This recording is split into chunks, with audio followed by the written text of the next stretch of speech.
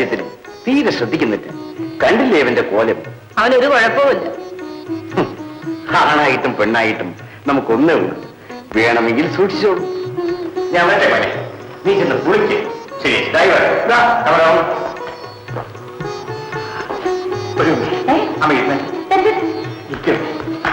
അമ്മേ, ഇപ്പൊ നല്ല സമയമായിരുന്നു. എന്തിനാ? അമ്മയോടും അച്ഛനോടും എന്നെ സംബന്ധിക്കുന്ന ഒരു ചെറിയ കാര്യം പറയാനുണ്ടായിരുന്നു. വേണ്ട മോനെ, നിന്റെ അച്ഛനും അമ്മയും അറിയേണ്ടതൊക്കെ അറിഞ്ഞിരിക്കുന്നു. എങ്ങനെ? നിങ്ങൾ ശ്രദ്ധിക്കുന്നില്ലെങ്കിലും നാട്ടുകാരിലൊക്കെ കാണുന്നില്ലേ? ഓഹോ, അപ്പോ എന്റെ ഭാരം തീർന്നു. അമ്മയ്ക്ക് ആളെ മനസ്സിലായോ? മനസ്സിലായി. ഇഷ്ടമായോ? നമ്മുടെ വീട്ടിൽ ജോലി ചെയ്യുന്ന ഒരാളിന്റെ മകളെ തന്നെ വേണോ നിനക്ക് വിവാഹം കഴിക്കാൻ? നിന്റെ അച്ഛനത് സമ്മതിക്കുമെന്നാണോ നീ വിചാരിച്ചത്? അമ്മേ, രാധ പാവപ്പെട്ടവളാണെങ്കിലും നല്ലവളാണ് അമ്മേ. നല്ലതോ ചീത്തയോന്നൊന്നും ഇവിടെ ആരും ചോദിച്ചില്ല. അമ്മേ, നിങ്ങൾ കാര്യമായിട്ടാണോ ഈ പറയുന്നത്? വിവാഹ കാര്യത്തിൽ എന്റെ ഇഷ്ടം നിങ്ങൾ മാനിക്കുമെന്നാണ് ഞാൻ കരുതിയത്. ഇക്കാര്യത്തിൽ ഞങ്ങൾക്ക് വലിയ മോനെ ചില ഇഷ്ടങ്ങളൊക്കെ, അത് നീയും മാനിക്കണ്ടേ? അമ്മേ, എനിക്കിത് വിശ്വസിക്കാൻ വയ്യ. നിന്റെ അച്ഛന് നല്ല സുഖമില്ലെന്ന് നിനക്കറിയാമല്ലോ. എത്രയും വേഗം എല്ലാ ചുമതലയും നിന്നെ ഏൽപ്പിക്കണമെന്നാണ് അച്ഛന്. അതോടെ നിന്റെ വിവാഹവും നടത്തണമെന്നാണ്. അതിനെന്താ, രാധ എനിക്ക് വാങ്ങിച്ചു തന്നേക്കൂ. എന്റെ അമ്മ വിചാരിച്ചാൽ യാതൊരു കുഴപ്പവും കൂടാതെ നടക്കും. ഇല്ല മോനെ, നിന്റെ അച്ഛൻ ജീവിച്ചിരിക്കുന്നിടത്തോളം കാലം ഈ വിവാഹം നടക്കില്ല.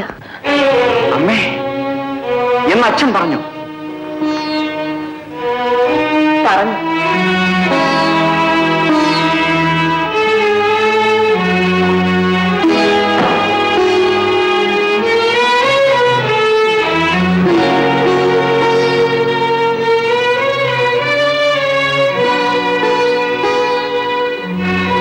രാധേ, രാധേ, എന്തു വേണം? രാധ 2 ദിവസമായി കോളേജിൽ വരുന്നില്ല. അവൾക്ക് നല്ല സുഖമില്ല. എന്താണ് അസുഖം? എന്തെങ്കിലും ആവട്ടെ. നിങ്ങളെന്താ ഇങ്ങനെയൊക്കെ സംസാരിക്കുന്നത്? അത് കൊച്ചൻകുന്നിന്റെ അച്ഛനോട് പോയി ചോദിക്കണം. അച്ഛൻ വല്ലതും പറഞ്ഞു? പറയുകയല്ലായിരുന്നു, സാക്ഷ്യം നൽകുകയായിരുന്നു. ഈ വിവാഹം നടന്നാൽ ഈ കുടുംബത്തെ തെരുവിലിറക്കുമെന്നാണ് അച്ഛൻ പറഞ്ഞത്. അതുകൊണ്ട് കൊച്ചൻകുന്ന് അവളെ മറന്നേക്കും. ഈ വിവാഹം ഒരിക്കലും നടക്കുകയില്ല. രാധ ഒരിക്കലും ഒന്ന് കാണാൻ അനുവദിക്കൂ.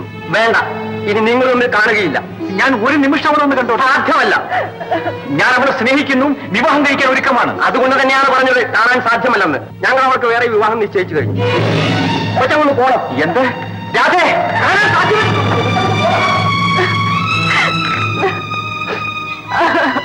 രാധേ, ഞാനിപ്പോ പോകുന്നു. നീ എനിക്ക് വേണ്ടി കാത്തിരിക്കുന്നു.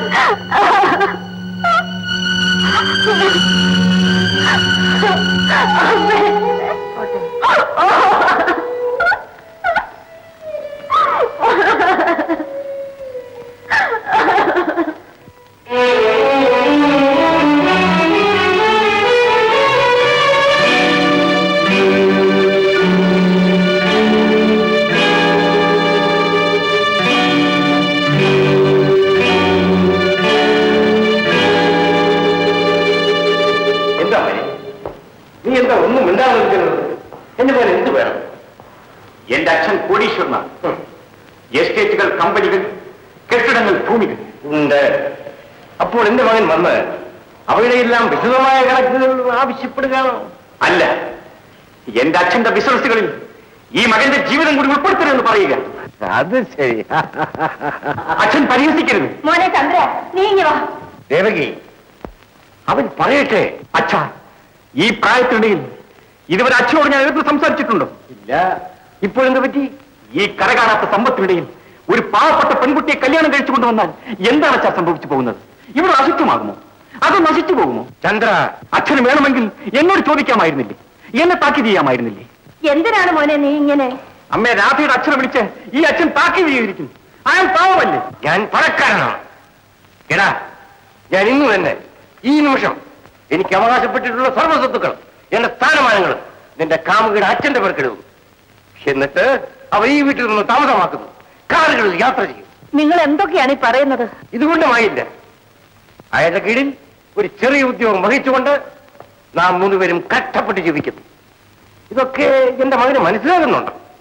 ഇല്ലെങ്കിൽ കേട്ടോളൂ, ഒരു ചെറ്റക്കുടലിലെ ചന്ദ്രൻ ഒരു കോടീശ്വരന്റെ മകളെ പ്രേമിക്കുന്നു. പ്രേമത്തിന്റെ മുമ്പിൽ പണവും പ്രതാപവും ഒന്നും പ്രശ്നമല്ല. ഓഹോ, ആ ന്യായം നിനക്ക് രണ്ടു ഭാഗത്തു നിന്നും പറയാം.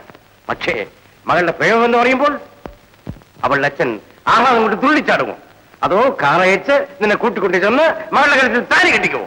ഈ ന്യായങ്ങൾ കൊണ്ടൊന്നും എന്നെ നിശബ്ദനാക്കാമെന്ന് അച്ഛൻ വ്യാമോഹിക്കണ്ട.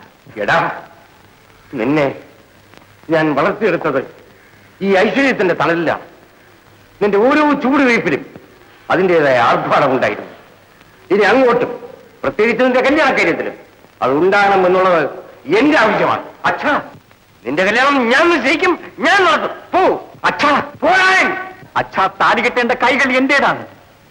അവയെ നിയന്ത്രിക്കാൻ എന്റെ മനസ്സിനല്ലാതെ അച്ഛന്റെ ആശയ്ക്ക് സാധ്യമല്ല.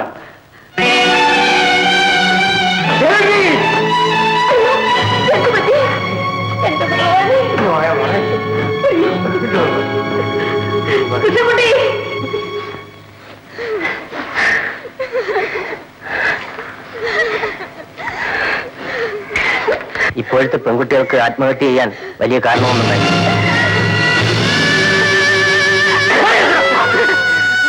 ഈ കാരണമാണ് ഇവൻ ആത്മഹത്യ ചെയ്തത്. അയ്യോ,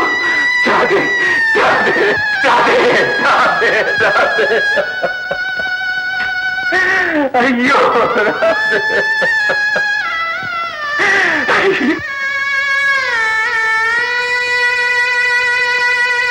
അതോടുകൂടി എന്റെ മനസ്സ് തകർന്നു. എന്റെ അച്ഛന്റെ കോടിക്കണക്കായ സമ്പത്താണ് എനിക്കെന്റെ രാധയെ നഷ്ടപ്പെടുത്തിയത്. ആ സമ്പത്ത് മുഴുവൻ എന്റെ തലയിലിട്ടുകൊണ്ട് അടുത്ത മാസം എന്റെ അച്ഛനും മരിച്ചു.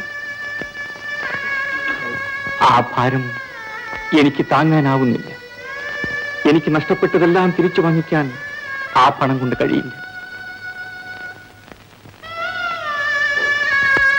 ആത്മഹത്യ ചെയ്യാൻ കഴിയാത്തത് കൊണ്ട് ഞാനിങ്ങനെ അലയുകയാണ്.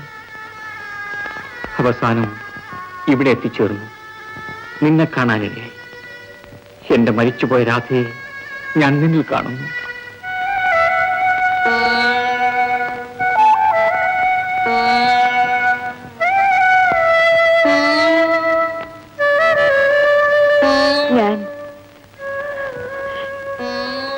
ഞാൻ ആ രാധയല്ല.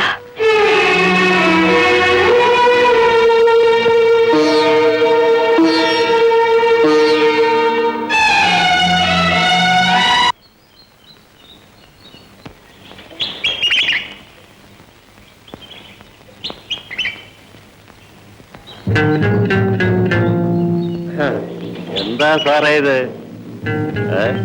ഏത്? ചോദിക്കാനും പറയാനും ഒന്നും ഇവിടെ ആളൊന്നും ഇല്ലെന്നാണോ സാറിന്റെ ഒക്കെ വിചാരം? മനസ്സിലായില്ല.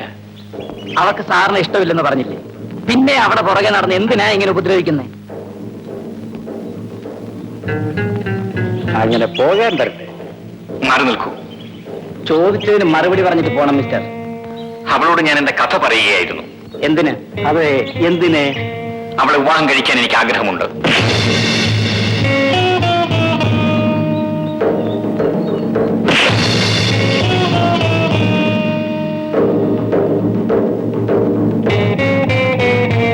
അവളെ വിവാഹം കഴിക്കാൻ ചോരയും നീരുള്ള ആമ്പിള്ളേരോടുണ്ട്. അതിന് തന്നെ പോലുള്ള ഇറക്കുമതികളൊന്നും മെനക്കെടണ്ട. മനസ്സിലായോ? തന്നെ മേലാതി പ്രദേശത്തും കണ്ടുപോലും. പോ. എന്തു പറയുന്നു? മറുപടി പറഞ്ഞിട്ട് വേണം പോകാൻ. എടാ, നോക്കി പേടിപ്പിക്കുന്നതാ.